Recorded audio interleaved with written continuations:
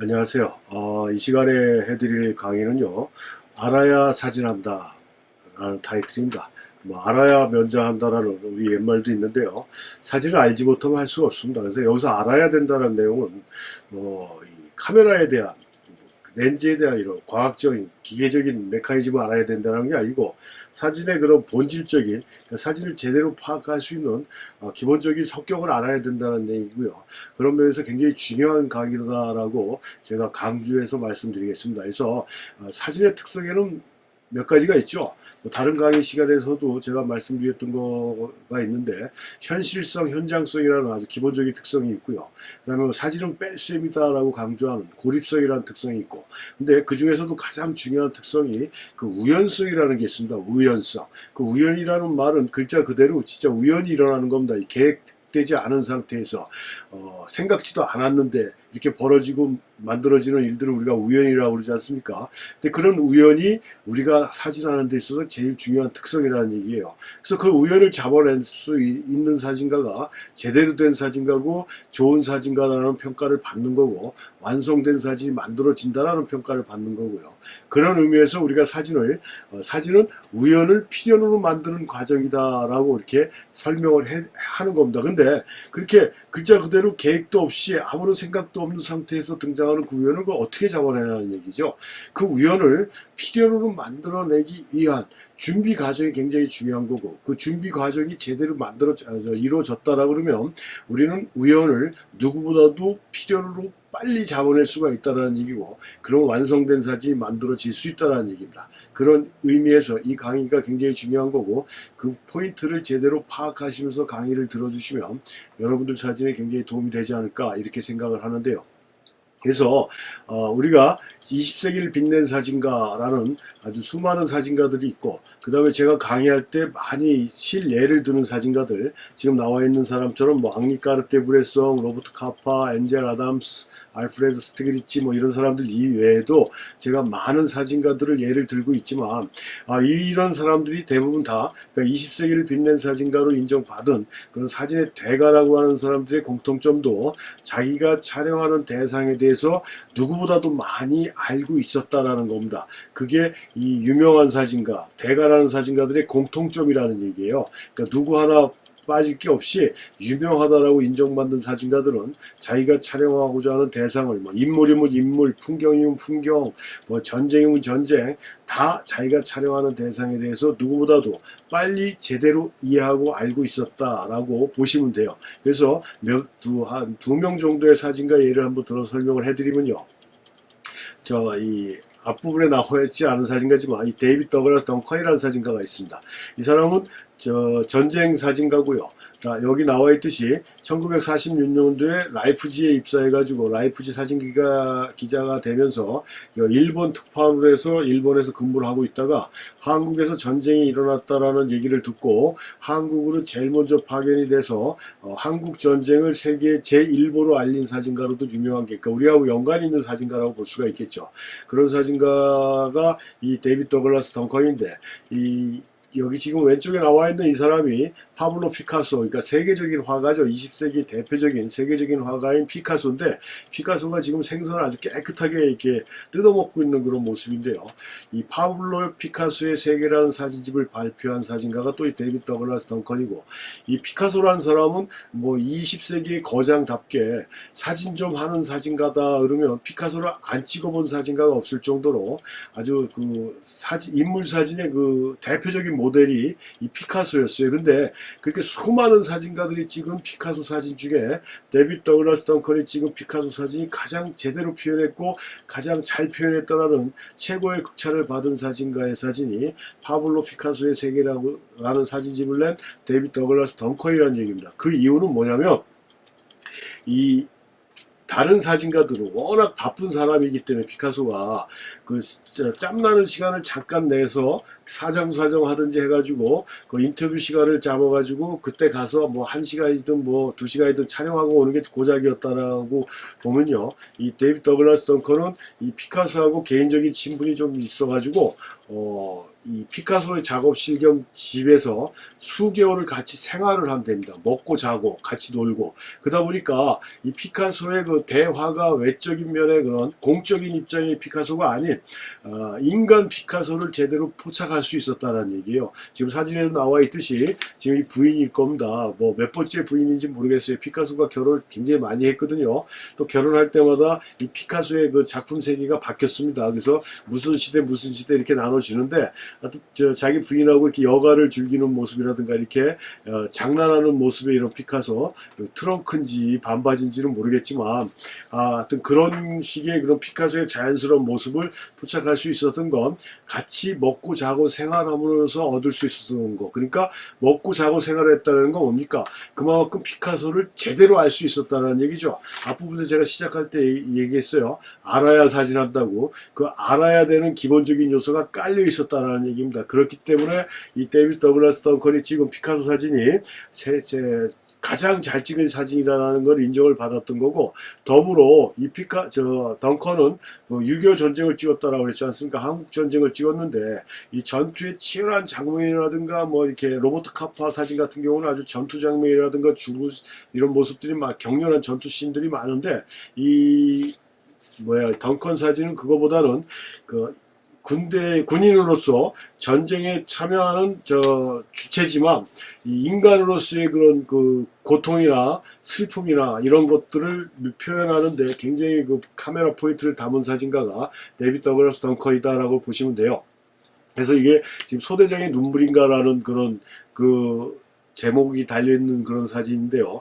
이게 다 한국 전쟁에 참가했던 그 미군들의 그런 그 인간적인 고통이나 아픔이나 슬픔을 표현했던 그런 사진 중에 2장만 제가 줄여서 이렇게 보여드리는 거고, 이런 식으로 작업을 했던 그런 사진가가, 그러니까 똑같은 전쟁 사진이라고 그래도 그 전쟁 사진가들마다 전쟁을 보는 시각이나 이런 것들이 다 틀리거든요. 그게 뭐예요? 아까 얘기한 대로 자기가 촬영하고자 하는 대상에 대해서 어떤 식으로 알고 가느냐에 따라 그 카메라의 그런 포인트는 바뀐다는 얘기고, 그런 면에서 이 데이비드 더글라스 덩컨의 이 전쟁 사진은 군인들의 그런 인간적인 고통을 표현하는데 주안점을 뒀다라고 이렇게 보시면 되고, 피카소 사진을 가장 잘 찍은 사진가로 아주 최고의 칭찬을 받은 사진가가 이 덩컨의 사진이다. 그 이유가 피카소를 누구보다 더 잘 이해하고 알았기 때문이다라는 거고요. 그 다음에 두 번째로 예를 들 수 있는 사진가가 엔젤 아담스입니다. 엔젤 아담스는 제 강의 시간에는 약봉의 감초처럼 등장하는 사진가고요.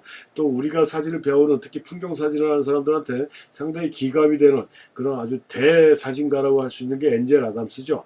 그래서 이 풍경 사진하면 엔젤 아담스고, 엔젤 아담스하고 풍경 사진으로 떼놓고 얘기할 수 없을 정도로 사진계의 대부격인 사람인데, 이 엔젤 아담스는 주로 어떤 사진을 찍습니까? 미국의 50개 주라고 하는데 50개 주 전체를 찍었는지 모르겠지만 그 미국의 50개 주를 돌아다니면서 국립공원은 다 찍은 걸로 제가 알고 있어요. 근데 그 중에서도 어디에서 찍은 게 이 사람의 대표적이 맞냐면 캘리포니아 지역에서 찍은 것 중에 특히 요세미트 국립공원에서 찍은 사진들이 엔젤 아담스를 대표하는 대작들이 많거든요. 그 이유는 뭐냐면 한마디로 얘기해서 캘리포니아는 엔젤 아담스의 고향이고 샌프란시스코인가 거기서 태어난 걸로 정확하지는 않지만 거기서 태어난 걸로 알고 있는데 샌프란시스코하고 요세미트는 굉장히 가깝거든요. 그 다음에 캘리포니아는 또 미국에서 자랑하는 국립공원들이 굉장히 많아요. 그래서 이 자연 환경을 대상으로 촬영하는 사진가들한테 굉장히 아주 최적화된 장소라고 이렇게 볼 수가 있는데, 거기가 생활터전이고 거기가 작업 공간이다 보니까 그 공간을 누구보다도 더 잘 알 수가 있었다는 얘기겠죠. 그래서 다른 지역도 많이 다녔지만 유독 캘리포니아에서 대작이 나올 수뿐이 없었던 건 그만큼 캘리포니아에 대한 특성을 누구보다도 많이 알고 있었다는 얘기고, 이 사람이 비디오로 만든 자서전이 있었습니다. 말년에 찍은 건데요. 요세미트 밸리라고 이 이제 요세미트 밸리고 많은 풍경 사진가들도 지금 여기 가면은 뷰포인트가 있어갖고 지금도 가면은요 삼각대 카메라 다 배치해놓고 사진 찍는 사진가들이 그 매번 볼 수 있는 장소거든요. 요 뭐 엔젤 아담스도 요 지역을 뭐 사계절로 해갖고 날씨가 변할 때마다 찍은 사진들이 굉장히 많이 있는데 이 요세미트 밸리를 이렇게 걸으면서 자기가 한 말이 있어요. 내가 이 길 똑같은 길을 60년을 걸었다라고 얘기를 합니다. 거기에 모든 게 함축되어 있는 내용의 말이죠. 60년을 걸었다라는 얘기는 뭐냐면 60년 동안 요세미트 밸리의 구석구석을 안 가본 데가 없다는 얘기예요. 안 가본 데가 없다는 얘기는 계절별로 시간별로 날씨별로 어디에 가서 어떻게 찍으면 어떤 사진이 나올 것이라는 게 다 머릿속에 있다라는 얘기입니다. 그러니까 대작이 안 나올래야 안 나올 수가 없다라는 얘기예요. 그만큼 내가 찍고자 하는 대상을 정확하게 알고 파악하는 게 그만큼 중요하다는 얘기를 그걸 몸소 보여줬던 사진가가 엔젤 아담스라는 얘기입니다. 엔젤 아담스. 그래서 이 엔젤 아담스는 뭐 물론 캘리포니아의 요세미티 말고도 다른 지역에서의 대표작도 있고 그 다음에 알래스카 쪽에도 몇 개 있지만 대부분은 다 이 캘리포니아 쪽에서 나왔다라고 이렇게 보시면 됩니다. 그래서 그게 아까 시작할 때도 얘기했듯이 자기가 촬영하고자 하는 대상에 대해서 그만큼 잘 알고 있었다라는 그런 그 포인트가 될 수 있는 거고요. 그 다음에 엔젤 아담스나 데이빗 더글라스 던컨 이외에도 모든 사진가들이 다 공통적으로 그렇다라고 이해를 하시면 돼요. 근데 제가 예를 이제 두 사진가만 들은 거고, 그 다음에 요 내셔널 지오그래피라는 잡지 모르시는 분들이 없을 겁니다. 1940년대, 50년대, 60년대까지도 사진가의 로망이라고 할 수 있는 건 라이프지였어요. 라이프지의 포맷은 뭡니까? 다큐멘터리 형태의 사진들이 주류를 이뤘다라고 그러면, 내셔널 지오그래피는 기본적으로 지질학에서 나오는 잡지다 보니까 풍경 쪽의 사진들이 굉장히 많죠. 그래서 요즘은 풍경이든 뭐든지 간에 이 사진가들의 로망이 내셔널 지오그래피예요. 근데 이 내셔널 지오그래피 사진들을 이렇게 보시는 분들은 아시겠지만 뭡니까? 굉장히 그 퀄리티가 기가 막히지 않습니까? 사진이 막 살아있는 것 같고요. 사진에 작품 수준의 좋고 나쁨을 떠나기 전에 하여튼 시선을 압도하는 식의 사진들이 굉장히 많다는 얘기인데, 그 특징 중에 하나가 뭐냐면 내셔널 지오그래피 사진가들 중에 어떤 지역에 대한 촬영 오더가 떨어지면 이 사진가는 어디를 제일 먼저 가냐면 도서관부터 먼저 간다는 얘기입니다. 도서관. 그 이유는 뭐예요? 자기가 한두 번 갔다 온 장소들에도 좀 더 많이 알아야 되는 거고, 처음 갈 지역이다 그러면 그 지역에 대한 모든 거를 정보를 수집을 해야지 자기가 촬영 포맷이 설정이 된다는 얘기거든요. 그러니까 그 지역에 대한 자료나 이런 조사를 위해서 도서관 가서 사는 거예요. 그게 한 달이 걸릴 수도 있고 두 달이 걸릴 수도 있고, 그런 자료 수집이 다 되고 모든 게 결정이 된 다음에 촬영 장소로 떠나다 보니까 그런 좋은 사진들이 나올 수뿐이 없었다라는 얘기입니다. 그게 다시 한번 강조하지만 사진에 있어서 아무리 카메라 좋은 거가 있다라고 해도 이렇게 대상에 대해서 알지 못하면은 좋은 사진이 될 수가 없다라는 걸 명심하셔야 된다는 얘기거든요. 그래서 사진의 특성, 본론으로 들어가서 사진의 특성은 앞부분에서도 얘기했지만 현실성, 현장성이라는 기초적인 특성 이외에도 제일 중요한 게 이 우연성이라고 그랬습니다. 우연성.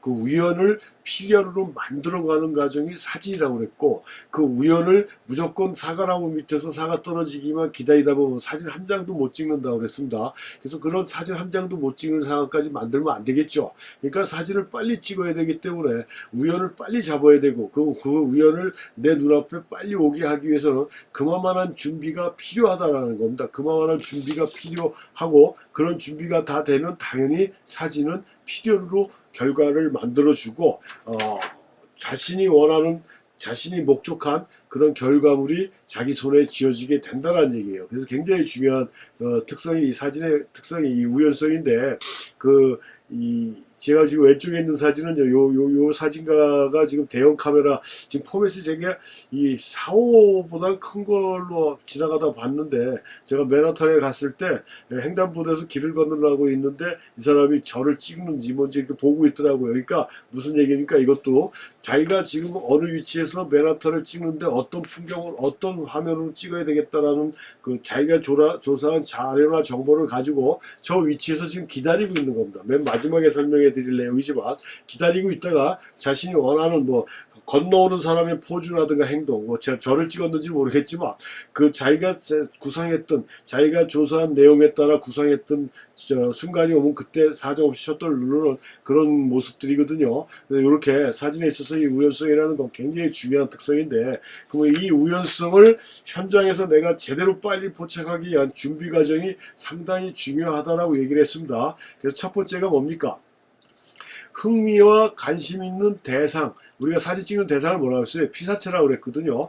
흥미와 관심 있는 대상을 찾아야 돼요. 우리말의 옛날 말을 다시 한번 또 하나 하면은 평양감사도 지하기 싫으면 못한다고 그랬습니다. 모든 게 내가 마음에 끌려야 되는 거죠. 공부하기 싫은데 공부하라고 그러고, 나는 그림 그리기 싶고 사진 찍고 싶은데 공부하라고 그러고, 나는 게이머가 되고 싶고 게임 개발자가 되고 싶은데 공부하라고 그러고, 하여튼 뭐 모든 걸 국영수로 몰아가고 하면은 걔네들이 공부하겠습니까?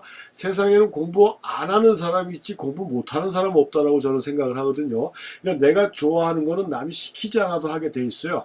그거랑 마찬가지도 사진도 종류가 굉장히 많아요. 그러니까 지구상에 존재하는 인공적이든 자연물이든 간에 사진의 대상이다, 사진의 피사체라고 정해져 있는 건 없고 모든 게 다 사진의 대상이 될 수가 있습니다. 근데 그 대상 중에 나의 흥미를 갖게 하고 호기심을 발산하게 하고 시선을 끌게 하는 대상이 분명히 있거든요.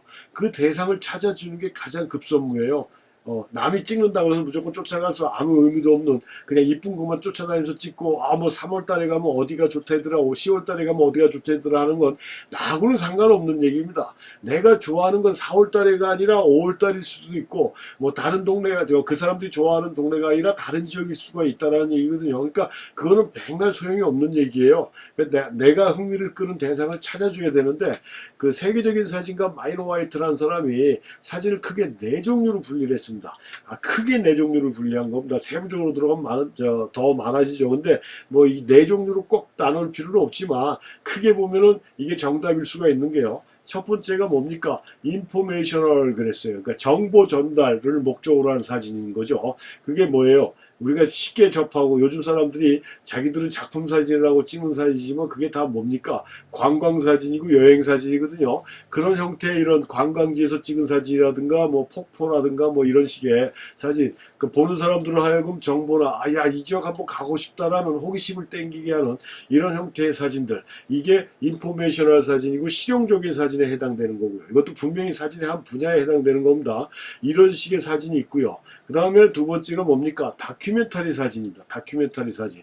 기록, 이것도 정보 전달 기록의 사진이지만 사진 역사 180여 년 동안 이 기록적인 사진, 다큐멘터리도 많이 변했어요. 그래서 처음에는 객관적 사실을 추구하는 사진들이 대부분이었죠. 그러니까 제3자의 입장에서, 방관자적인 입장에서 벌어지는 사회상이라든가 이런 것들을 기록하는 사진들이 다큐멘터리의 일종이었다라고 보면 1950년대 후반을 기점으로 해서 주관적인 다큐멘터리로 바뀝니다. 사진가가 본 시선대로 하는 거예요. 그러니까 우리가 쉽게 얘기하는 편파라고 얘기할 수 있게 자기 입장에서 보는 거예요. 다른 사람의 입장에서 보면 그게 아닐 수도 있는데 자기 입장에서 보면 이렇게 볼 수 있다라는 이런 주관적인 형태의 다큐멘터리로 변했지만, 이런 기록 수단의 사진 이 두 번째로 마이너 화이트가 분리한 사진이고요. 요 두 번째 요 사진이 앙리 까르띠에 브레송이 찍은 사진이거든요. 중전로로 쓴 이 점잖은 중년 신사는 지금 이 안에 천 안에서 이 서커스가 있는지 그건 모르겠지만, 이 사람은 지금 그 창피한 것도 무릅쓰고 이렇게 구멍을 뚫고 쳐다보는데, 이 사람은 보고를 싶은데 주변의 시선이 좀 부끄럽고 하니까 지금 눈치를 보는 그런 표정이거든요. 하여튼 이런 식으로 하는 이런 다큐멘터리 형태의 사진, 브레송에 찍은 사진이지만 이런 형태가 이제 또 하나의 사진의 분야고, 그 다음에 픽토리얼이라고 해서 요게 다른 강의 시간에 제가 해화주의 사진을 설명하면서 말씀을 드렸는데, 아름다움만 추구하는 사진이라고 그랬어요. 그러니까 사진의 그 기계적인 기록성을 이용해서 사진만이 갖고 있는 시각적인 표현 형태가 아니고 그걸 전혀 무시해버리고 미술적인 표현 방법으로 사진을 만들어내는 과정이 이 회화주의적인 사진이라고 그랬고, 픽토리얼리즘이라고 해서 회화주의적인 사진이라고 얘기하고요. 그걸 우리가 뭐라고 그랬습니까? 사롱포토라고 그랬다 그러지 않습니까? 그러니까 그림적인 사진, 이쁨만 추구하는 사진. 그래서 요거 지금 에드워드 스타이켄이 찍은 그 연초점 사진이에요. 소프트 포커스 효과. 이쁘게만 표현하면 됐어요. 그 당시에는 그 강의 시간에도 제가 말씀드렸지만 더럽고 추한 건 찍지 말고 뭐 수단과 방법을 가리지 말고 이쁘게만 찍어라. 그래서 이런 사진도 회화주의적인 사진이라고 해서 픽토리얼리즘이라고 그래갖고 사진의 한 분야입니다. 분명히 쌍용풍의 사진도 사진의 한 분야예요. 이렇게 나눴고 그 다음에 마지막으로 이큐벌런트라고 그랬어요. 요 이큐벌런트도 제가 다른 강의에서 설명을 해드립니다. 우리가 이걸 우리말로 뭐라고 그랬습니까? 심상사진이라고 그랬어요. 그러니까 세상에는 표상과 심상이 두 가지가 공존한데, 표상은 뭐라고 그랬습니까? 대상이 가지고 있는 기본적인 성질이라고 그랬죠. 바이면 바이, 컴퓨터면 컴퓨터, 카메라면 카메라, 뭐 사람이면 사람, 이렇게 겉으로 드러나는 성격을 표상이라고 그러면, 그 표상인 대상을 가지고 찍어갖고 사진가가 표현하고자 하는 이미지, 메시지를 전달하는 사진을 우리가 심상사진이라고 얘기를 했고요. 그 심상사진을 알프레드 스틸리츠가 시작을 했는데, 구름 사진을 찍어서 그걸 완성시킨 사진가가 지금 사진을 4개로 구분해 놓은 마이너 화이트 사진입니다. 요게 마이너 화이트 사진. 그래서 마이너 화이트가 심상사진을 완성시킨 사진가로 평가를 받고 있거든요. 이렇게 크게 4가지로 나눴어요. 이 4가지 중에 여러분들을 자극하는 사진이 있을 거예요. 어떤 식의 사진이, 나는 여행을 좋아한다, 그래서 나 여행 사진을 찍어야 되겠다라든가, 나는 거리 스트릿 포토라고 해서 거리에서 사람들이 움직이고 생활하고 있는 모습 중에 굉장히 순간순간 벌어지는 행동이나 상황이 굉장히 재밌는 게 있다, 볼거리가 있다라고 해서 나는 거리 스트릿 포토, 다큐멘터리 형태의 스트릿 포토를 찍어야 되겠다라든가, 나는 그냥 이쁘고 아름다운 게 좋더라, 그냥 그런 식의 픽토리얼리즘의 사진을 해야 되겠다라든가, 아니면 뭐 풍경을 찍든 인물을 찍든지 간에 그 대상을 가지고 내 내면에 감춰져 있는 나의 모습, 나의 생각을 한번 담아내야 되겠다든가 하는 이런 형태들, 그 대상을 사람으로 할지 풍경으로 할지 정물로 할지 하는 이런 대상들을 찾아줘야 된다는 거예요. 그 기준점이 뭐예요? 흥미와 관심입니다. 요거 찾지 않고 남들이 찍는다니까 쪼르륵 가서 찍고, 남들이 찍는다니까 뭐 또 이 동네 쫓아다니고 저 동네 쫓아다니고 찍는 그런 게 사진이 아니라는 얘기입니다. 그럼 명심하셔야 돼요. 그래서 이렇게 대상을 선정을 하셨으면 두 번째가 뭡니까? 그 대상에 대한 정보나 사전 지식이에요. 그러니까 뭐예요? 제일 중요한 거죠. 제가 지금까지 강의하면서 앞부분부터 지금까지 계속 뭐라고 그랬습니까? 대상을 알아야 된다라고 그랬죠. 알아야 된다라고 그랬잖아요. 알아야 사진한다고 그랬고, 알아야 면장한다라고 그랬어요. 그 알아가는 과정이 요거라고 그랬죠. 정보, 지식. 그러니까 내가 설정한 대상에 대해서 뭐 만약에 설악산이다 그러면 설악산의 모든 자료를 몽땅 다 수집을 해야 된다는 얘기예요. 봄, 여름, 가을, 겨울, 1월부터 12월까지, 그 다음에 시간대별로, 계절별로 날씨 상황, 그 다음에 몇 부 능선에서 어딜 봤을 때 어떤 효과가 있는지, 뭐 이렇게 내가 선정한, 그 다음에 아니면 뭐 우리 집에 있는 누구 뭐 부모님을 찍어야 되겠다든가, 뭐 내 새끼들을 찍어야 되겠다는 그놈들의 기본적인 성향, 성격, 하는 또 우리 만약에 애를 찍어준다, 애를 아직 젖도 안 띈 놈 어린애를 뭐 돌사진을 찍어준다, 100일 사진 찍어준다 그러면 그놈이 24시간 중에 가장 그 평화롭고 순화할 때가 언제인지를 파악을 해야 된다는 얘기예요. 그걸 알지 못하면 아무리 성격이 유순한 놈도 사진 절대 찍을 수가 없습니다. 배고프고 졸리고 막 짜증나는데 뭐 아빠 보라고 소리 지르면 사진이 제대로 나오겠습니까? 그러니까 그런 식으로 그 아주 기본적인 모든 자료나 정보를 다 파악을 해야 돼요. 제대로 파악을 해야 좋은 사진이 만들어진다는 얘기입니다. 요 두 번째 요건을 모르고 무시해버리면 여러분들은 죽었다 깨나도 좋은 사진을 만들어낼 수가 없어요. 그냥 지나치면서 찍는 관광이나 여행사진뿐이 만들어낼 수 없다는 거고, 스케치 형태의 사진 말고는 완성된 사진을 못 만들어낸다는 얘기입니다. 그래서 이 두 번째가 어마어마하게 중요한 겁니다. 알 수 있는 한 최대한의 많은 정보들을 알아내야 우연을 필요로 만들 수 있는 절대적인 요소가 이 두 번째 내용입니다. 그래서 많은 사전 정보가 입수가 됐다 그러면 세 번째가 뭐예요? 자신만의 결론을 내려야 된다는 얘기입니다. 결론. 어떻게 찍을 것인가 라는 결론이 무슨 얘기입니까? 쉽게 얘기하면 인간을 주제로 한다. 사람을 나는 사진 찍어야 되겠다는데 그 사진계에서도 인물을 사진 찍을 때 두 가지예요. 우리가 많이 알고 있는 성악설, 성선설. 그러니까 사람은 애초부터 악한 놈들인데 교육을 받아오면서 이성적으로 생각해서 안 그런 척 가식적인 행동을 하는 놈들이지만 원래 내면은 나쁜 놈들이다라고 생각하는 성악설이 있고, 원래 사람은 순하고 착한데 살아오면서 세상이 현실이 이 사람을 나쁘게 만들어 놨다라는 성선설이 있잖아요. 근데 재밌게도 사진하는 사람들은 대부분 다 성악설의 기준점을 둡니다. 사람은 원래 악한 놈들이다 라는 기준을 해요. 그래서 지금 여기 왼쪽에 나와 있는 자료 사진이 필립 할스만이라는 사람이 찍은 사진인데요. 이 필립 할스만은 인물 사진가고 그 라이프지 표지 사진을 100회 이상 찍은 아주 베테랑, 아주 대단한 사진가예요. 그리고 사진도 굉장히 재밌습니다. 무슨 얘기냐면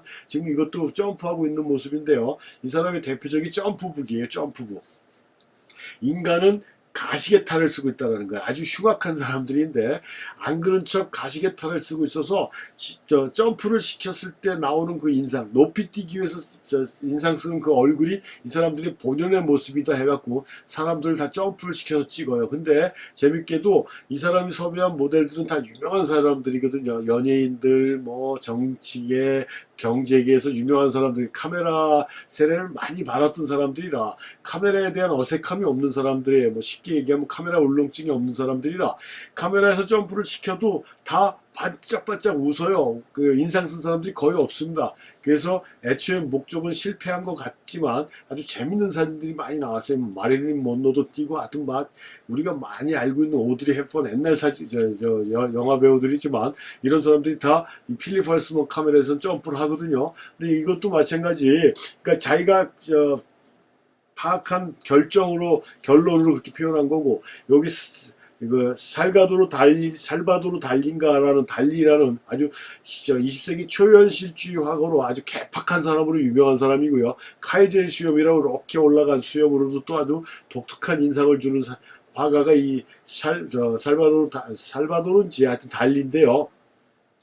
이 사람이 그 사람의 개팍성을 나타내기 위해서 이 필립 할스만이 이 사람을 대상으로 사진을 많이 찍었는데 이 달리도 여지없이 필립 할스만 앞에서는 점프를 시켰다는 얘기예요. 점프를. 그런 식으로 자기가 조사한 자료를 바탕으로 해서 자신만의 결론을 내려줘야 됩니다. 그러니까 풍경을 찍는다 그러면 설악산의 아름다움을 찍을 것이냐, 아니면 설악산이 인간에 의해서 훼손되고 파괴되어 가고 있는 모습을 찍을 것이냐 하는 식으로 자신만의 결론을 내려주는 것도 굉장히 중요한 부분입니다.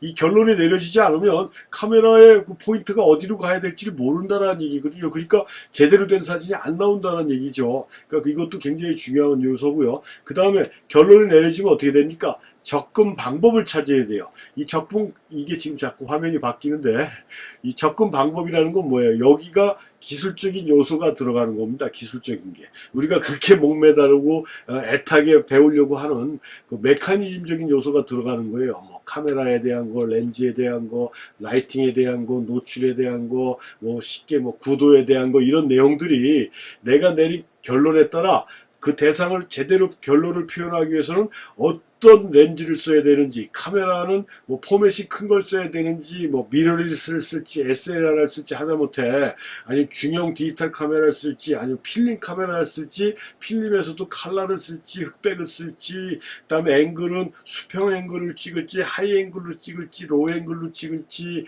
이런 다양한 기계적인 내용들을 자신이 내린 결론에 부합해서 장비나 모든 테크닉을 연마를 해야 된다는 얘기입니다. 그게 연마가 되지 않으면 아무리 생각이 좋아도 그런 표현이 안 나오겠죠. 왜? 카메라가 전달을 못 해주는데. 그래서 기술적인 요소가 중요한데, 근데 애석하게도 많은 사람들은 기술적인 표현도 중요하지만 앞에서 1번부터 3번까지 내용들은 다 무시해버리고 4번에만 매달린다는 얘기예요. 그래서 제가 사진이란 무엇이냐라는 강의에서도 강조했지만, 사진은 과학과 철학의 만남이고 이 두 가지가 적절하게 조화를 이뤘을 때 완성된 사진이 된다라고 얘기를 했습니다. 근데 대부분이 다 어디에 매달린다고 그랬어요? 과학적인 요소, 기계적인 내용에만 매달린다고 그랬어요. 카메라를 좋은 걸 써야 좋은 사진이 찍히는 줄 알고 비싼 렌즈를 써야 좋은 사진이 되는 줄 아는 이런 잘못된 방법들이 지금 많은 사람들한테 잘못된 퍼져 있어가지고 굉장히 그 심각한 문제인데 당사자들은 그게 심각한지 아닌지도 모릅니다. 근데 좀 아는 사람들 그게 심각한지 알죠. 그래서 하여튼 자신만의 결론에 따라 대상에 접근하는 기술적인 요소가 따라주지 않으면 아무리 생각이 좋아도 제대로 된 사진이 표현이 안 된다는 거 꼭 명심하셔야 되고, 이 기계적인 기술적인 내용도 제대로 이해를 하셔야 된다는 겁니다. 여기에 너무 몰입하지 마시고 자신이 옮기고자 하는 메시지를 제대로 옮기고자 하는 정도로만 기술을 알고 계셔도 큰 문제는 없다. 그래도 굉장히 중요한 부분이다. 이렇게 보시면 되고요. 그게 다 됐어요. 1번부터 4번까지 다 됐다. 그럼 마지막으로 뭘 합니까? 기다려야 된다는 얘기예요. 사진은 뭐예요? 기다림의 예술이에요. 그러니까 모든 게 다 준비가 됐고 나는 어떻게 찍어야 될 것이다 해서 장소에 딱 도착하면은 자신이 원하는 순간이 올 때까지 숨지기고 기다려야 된다는 얘기입니다. 그게 안 되면은 제대로 만들어낼 수가 없어요. 그게 안 되면 무슨 얘기냐면 지금 이것도 마찬가지 그 알프레드 스티글리츠라는 사진가가 찍은 겁니다. 우리가 사진 공부하는 데 있어서 진짜 빼놓고 얘기할 수 없는 사진가고 현대 사진에 굉장히 중요한 역할을 했던 사진가가 알프레드 스티글리츠인데 이 사람이 찍은 초창기 사진 중에 종착역이라는 거예요. 이 종착역이라는 건 뭡니까? 뒤에 지금 마차가 보이지 않습니까? 굉장히 크죠. 요즘으로 얘기하면 버스입니다. 버스. 그 맨하탄에서 겨울이에요. 겨울. 겨울에 이 맨하탄 겨울은 굉장히 춥습니다. 유명할 정도로 추워요. 미국의 동부는 그 겨울이 엄청나게 눈도 많이 오고 추운데 그 겨울에 그 추운 날 마차가 버스 노선이죠. 그러니까 쉽게 얘기하면 노선을 달리고 와서 종착역, 종점에 왔을 때 그 추운 날에도 뛰어다녔으니까 얼마나 덥겠습니까? 몸에서 나는 김입니다. 이렇게 뽀얀 게. 이 김이 올라오는 장면을 찍어야 되겠다라고 다 생각을 하고 여기 가서 저런 순간이 올 때까지 마차가 수없이 들어왔지만 자신이 원하는 느낌이 오는 마차들이 없었던 거예요. 6시간 동안에 그 추운 데서 덜덜덜덜 떨면서 기다리다가 찍었다는 얘기입니다. 그러니까 그 준비가 제대로 돼 있으니까 6시간 만에 찍은 거지 아무런 준비 없이 가갖고 찍을 수가 있겠어요? 근데 마치 저길 지나가다가 저런 상황이 생겨서 찍었다. 그게 진짜 우연이죠. 근데 그거는 진짜 뭐예요? 소가 뒷걸음질 치다가 뭐 하는 것처럼 진짜 100만 분의 1 확률로 나올까 말까 하는 상황이죠. 그런 우연은. 그러니까 그런 우연을 자기가 땡길 수 있는 건 그렇게 다 준비하고 가서 그 현장에서 기다리는 거예요. 그래서 앙리 까르티에 브레송이라는 사람도 얘기했지 않습니까? 이 사람의 대표적인 작품집 이름이 뭡니까? 결정적 순간이거든요.